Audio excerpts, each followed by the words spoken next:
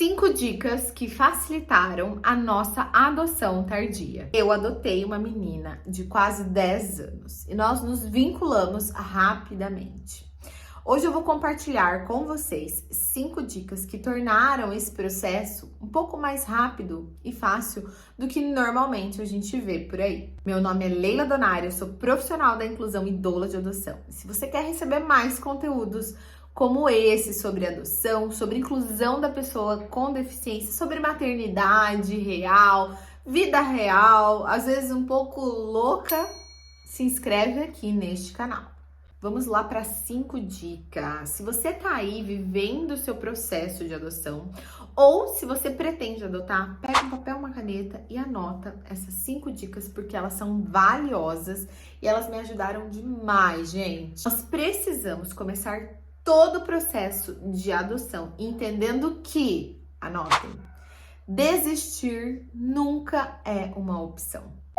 Eu preciso entender que a adoção não é um experimento de parentalidade.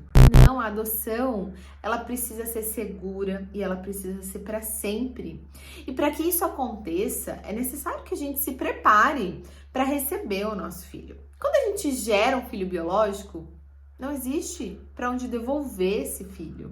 E na adoção não poderia ser diferente. O que acontece é que muitas famílias adotam os seus filhos e se arrependem no meio do caminho, ou porque aquela criança tá dando muito trabalho, ou porque esses pais, na maioria das vezes é isso, não se prepararam para receber os seus filhos ou o seu filho.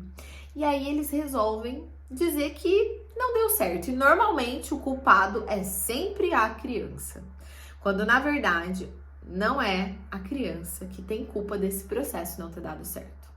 E aí eles acabam devolvendo essa criança. Isso é um novo abandono. Essa criança novamente está sendo abandonada por essa família. Portanto, todas as famílias que querem entrar no processo de adoção precisam estudar a adoção, entender as particularidades da adoção e saber que desistir nunca é uma opção a partir do momento que você está com o seu filho. Uma outra coisa que é extremamente importante e muitas vezes desafiadora é respeitar a história de origem do seu filho.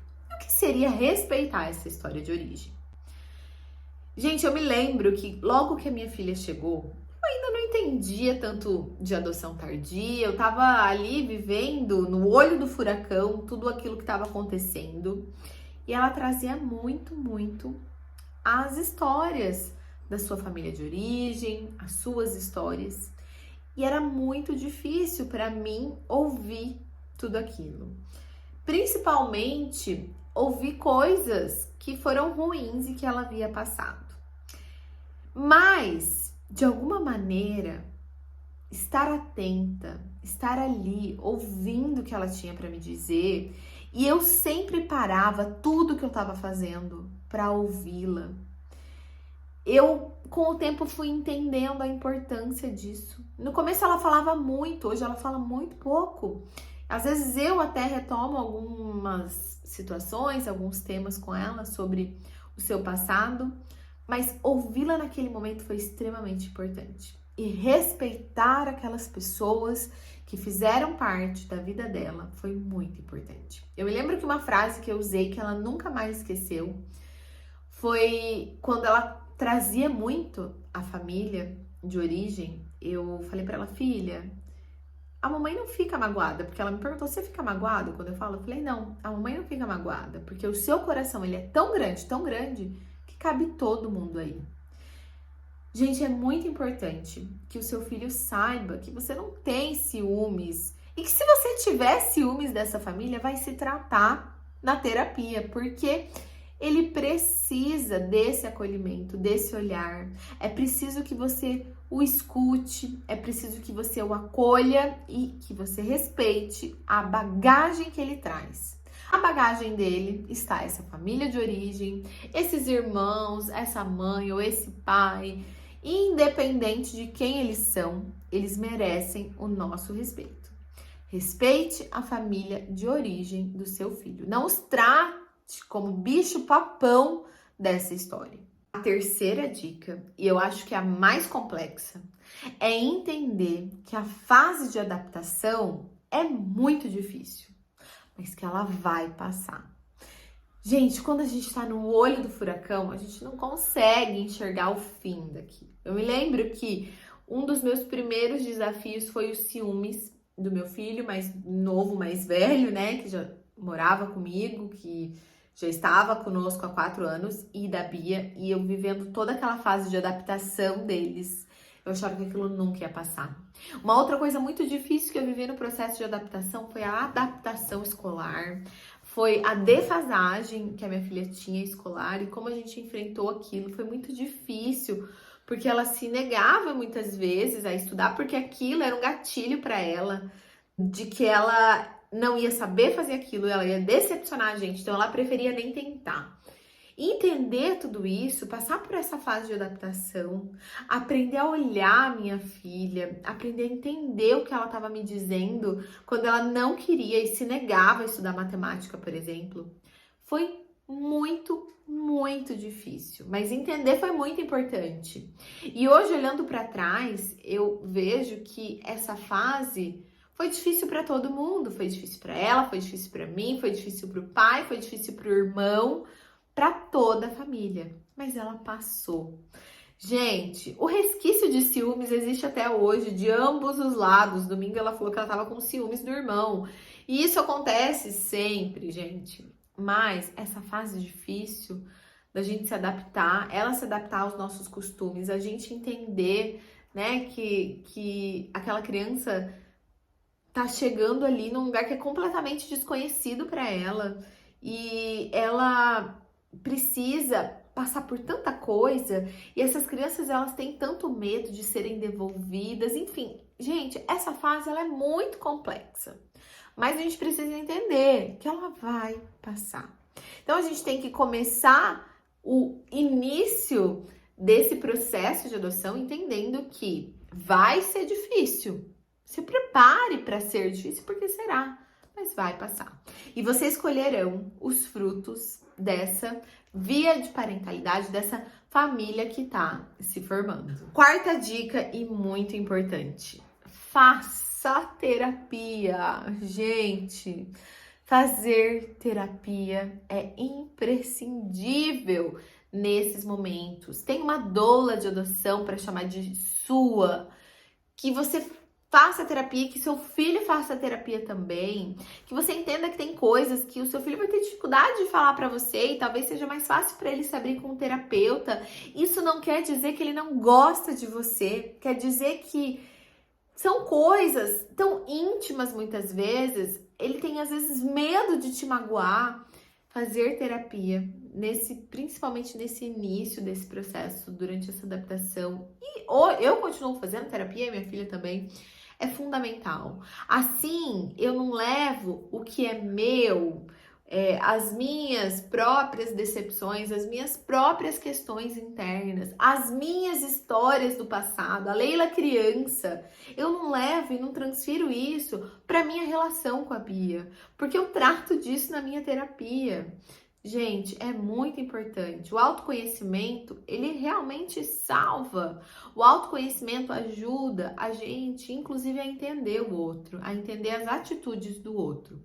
Portanto, façam terapia. Isso vai ajudar muito no seu relacionamento com o seu filho. A quinta e última dica é compreender que a adoção é uma via de parentalidade como qualquer outra, mas que ela tem as suas particularidades.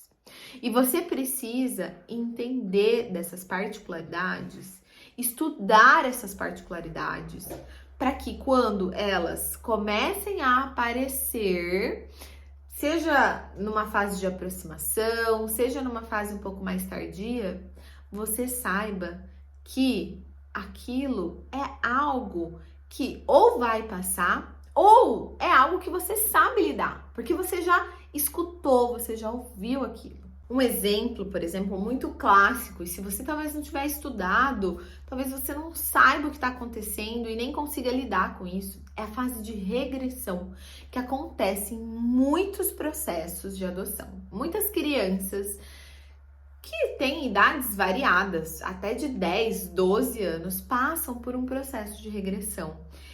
Quando eles começam a falar como bebê, quando eles começam a pedir mamadeira, chupar chupeta, chupar dedo, às vezes eles querem até simular um nascimento. Gente, essa é uma particularidade muito importante da adoção, porque para aquela criança, esse momento, ele tem alta validade, um alto teor significativo, porque é como se ele realmente estivesse nascendo para sua família. Estudem sobre isso, entendam que você precisa acolher o seu filho naquele momento. A minha filha, ela passou por essa fase de regressão, ela permite que eu fale sobre isso, inclusive, a gente já conversou sobre. Ela voltou a mamar na mamadeira e eu permiti. Ela quis nascer na minha barriga um dia no carro e eu permiti esse momento. Ela começou a falar que nem uma criancinha e eu permiti. É lógico que, gente, com o tempo, né, depois que você acolheu, isso vai passar. Minha filha hoje, imagina, nem sonha em falar como uma criancinha, isso passou, foi só uma fase. E é uma das particularidades da adoção. Eu aqui tô falando, né, de uma forma muito sucinta para que as pessoas entendam, mas estudem sobre esse processo de regressão na adoção.